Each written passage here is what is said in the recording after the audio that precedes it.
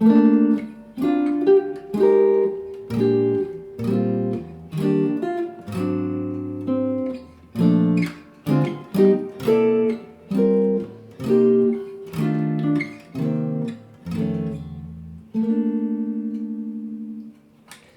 this episode's chord of the week, we're going to be learning the minor add 9 chord.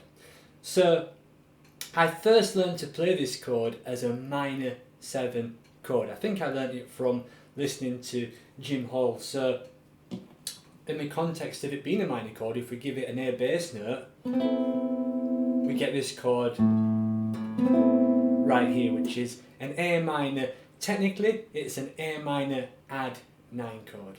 Okay, A minor add 9 because the chord has no 7th, which we'll get into in just a minute. But before we get into this, I would like to say that if you want to get the tab for this chord and some other cool voicings like this chord is featured in my beginner jazz guitar chords ebook. If you are new to jazz guitar, especially new to jazz guitar chords, then I can't recommend this book enough. It's got a complete guide and a map of where you need to go from never having played a major 7th chord to being comfortable with some of the chords which I use in this chord of the week series. So that book is listed in the description below. There's over 100 pages there, several different etudes, lots of tab notation, MP3 backing tracks. Guys, if you haven't got that yet, go and grab your copy.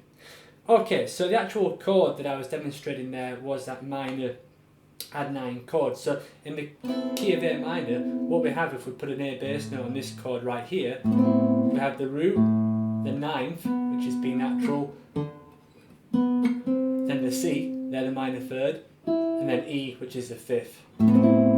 So a beautiful sounding chord, mainly because you've got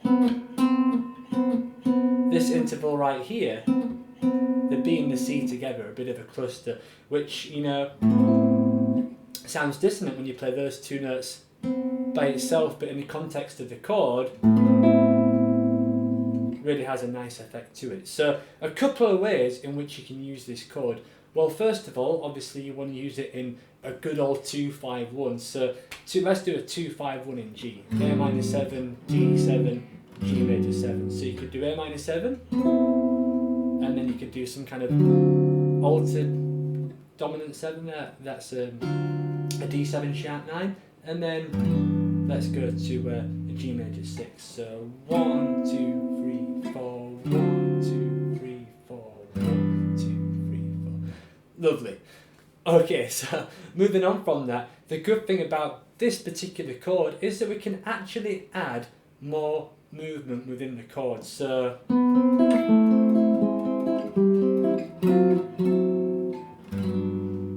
so what did I do there? A minor add 9, the 9th came down, flat 9, root, minor major 7, and then, I can't remember actually what I did, let me try and remember.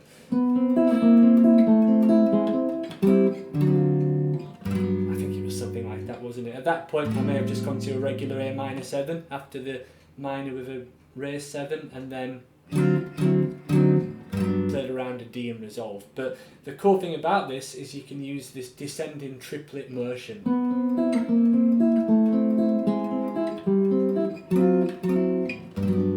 To add interest to the line, so that's a cool thing. Now, you know, this chord grip, I'm sure if, like myself and mainly guitarists that watch these videos, you've probably played that riff before, right? I won't play too much more of that on this channel, but you get the idea. That riff is based off that root descending to the sharp 7, flat 7, and etc. I guess this chord really is just an extended version of that Stairway to Heaven riff. Okay, so that's one way in which you can use it. Alright, so I was demonstrating a tune called Cherokee in the beginning of this lesson segment. So I was playing a bit of that. So what I was doing there, I was playing the same grip, moving it down to what would be G minor and what we've learned it before, and really playing that over a B flat. So What have we got if we play that over a B flat? Well, we have the A note, which is the raised seventh, the B flat, and the D. Okay, so as you can hear, it's got a major sound to it, but it sounds very, I guess, ambiguous, which is a sound that I'm quite fond of. So I've used it here in place of a major 7 chord, because if I wanted to harmonise this melody with a more conventional chord, I could use that one, which is a nice chord, you know, that's it works, but I want something that's a bit more dissonant and a bit less predictable.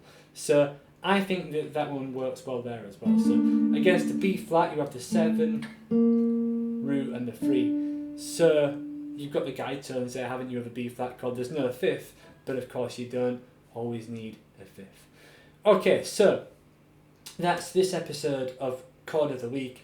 I hope you like this chord. If you did, please give this video a thumbs up. That would help me tremendously. If you subscribe to this channel, then you're not going to miss any more episodes of Chord of the Week. And like I said, if you want the tab for this and you want a really structured course, then check out Beginner Jazz Guitar Chords. The ebook is listed and linked in the description below.